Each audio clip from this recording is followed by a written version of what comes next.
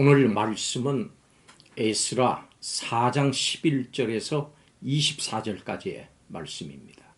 오늘 본문 내용은 이렇습니다. 유다와 베냐민 대적들이 아닥사스다 왕에게 상소문을 보내서 예루살렘 성벽 재건 공사를 중단하게 한 내용입니다. 사실 이 사건은 성전 재건이 아니고 아닥사스다 왕 때 있었던 성벽 재건에 관련된 사건입니다. 그런데 에스라 저자는 성전 건축과 성벽 건축을 따로 보지 않고 하나님의 사역으로 간주하고 있는 것입니다. 11절에서 16절까지의 내용을 보면은 대적들의 상소문의 내용입니다. 그들은 예루살렘 성이 재건되면 유다인들이 왕에게 조공과 세금을 바치지 않을 거고 왕이 강 건너편 영지를 잃게 될 수 있다고 참소합니다. 그 근거로 과거 이스라엘 반역의 역사를 제시를 했습니다. 대적들의 고발은 정치 그리고 경제 면에서 자신들의 기득권을 잃어버리지 않으려고 하는 욕심에서 나온 것이었습니다. 그리고 그 이후에 17절에서 22절은 아닥사스다 왕이 이 상소문에 답하는 조서 내용입니다. 아닥사스다 왕의 조서에 따라서 성벽 재건 공사는 중단이 됐고 다리오 왕 2년까지 그 상태가 이어집니다.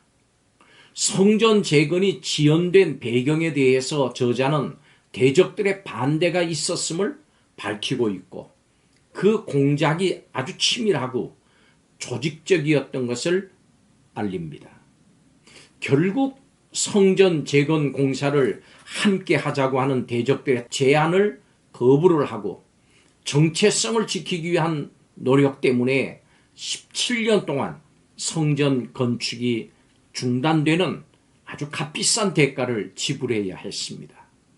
그렇지만 이 17년의 기간은 귀한 공동체가 신앙적으로 더 강해지는 시기였고 더 큰 역사를 위한 준비의 기간이었습니다. 하나님의 역사는 어려움이 있기 마련이고 고귀한 가치를 지키기 위해서 때로는 희생을 감수해야 합니다. 예수님께서는 교회를 빛과 소금이라고 하시면서 교회에게 타락한 세상에서 진리를 따라 살라고 명하셨습니다. 그러나 세상은 교회를 가만히 두지 않습니다.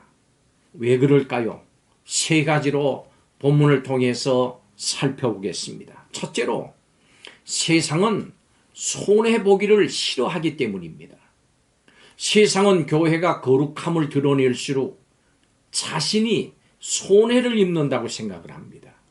그래서 교회를 가만두지를 않습니다.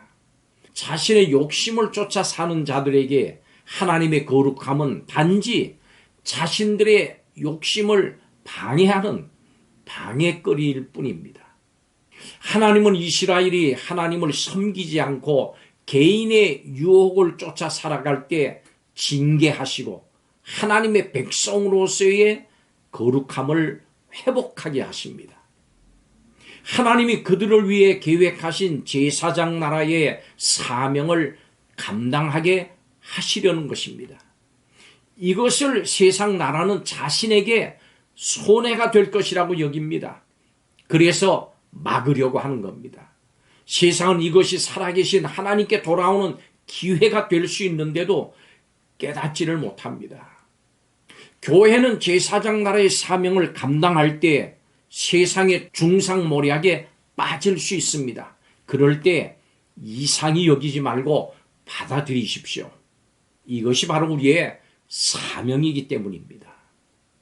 두 번째로 세상은 지배하기 원하기 때문입니다. 세상은 교회가 그들에게 피해를 줄 뿐만이 아니라 그들을 지배하려 한다고 생각을 합니다. 어둠에 속한 죄의 영역이 빛에 의해서 점점 더 드러날수록 그런 생각이 더 강해집니다. 그냥 돌이키게만 하면 살 수 있는데 완악함을 버리질 않습니다. 저항합니다. 참으로 안타깝습니다. 유다 백성의 대적들은 아닥사스다 왕에게 편지를 써서 이스라엘의 성전 공사를 중단시키도록 모함했습니다. 자신들에게 미칠 영향력을 사전에 차단하려는 것입니다. 교회가 세상에 미치는 영향력은 세상을 더 아름답게 하는 일인데도 그들은 그렇게 생각하지 않고 반대로 생각을 합니다. 그리고 세상의 방식으로 대처합니다. 마지막 세 번째로 세상은 힘으로 제압하기 때문입니다. 세상의 방식은 힘으로 누르는 겁니다.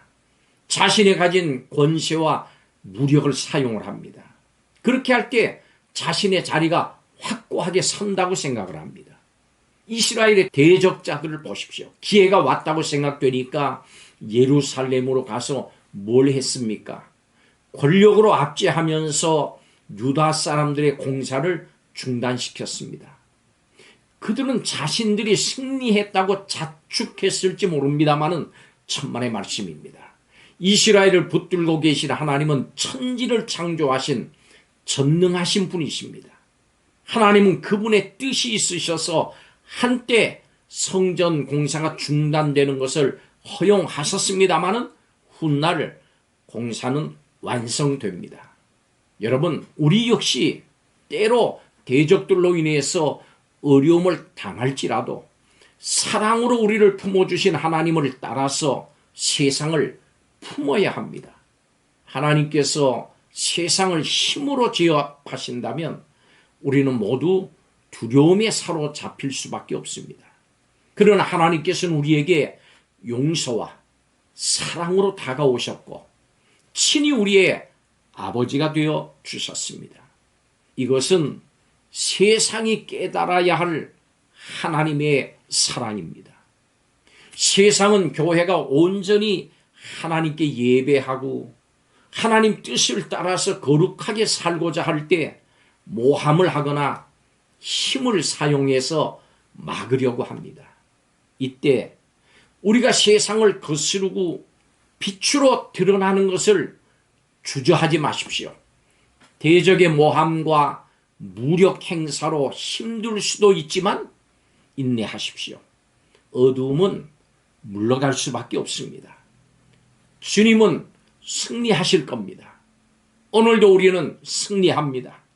우리는 바로 승리의 길에 서 있는 성도들입니다.